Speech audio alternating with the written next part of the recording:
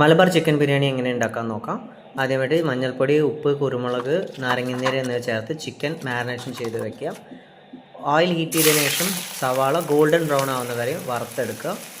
ഇഞ്ചി, പച്ചമുളക്, വെളുത്തുള്ളി എന്നിവ അരച്ച് മാറ്റി വയ്ക്കുക. കാഷ്യൂനട്ട് വറുത്തെടുക്കുക. ഒരു പാത്രത്തിൽ കുറച്ച് ഗീ ഇട്ട് അതിൽ പട്ട, ഏലക്ക, ഗ്രാമ്പൂ എന്നിവ ചേർത്ത് സവാള ചേർത്ത് നന്നായി ഇളക്കുക. പിന്നീട് അരച്ച് വെച്ച പച്ചമുളക്, ഇഞ്ചി പേസ്റ്റ് ചേർക്കുക.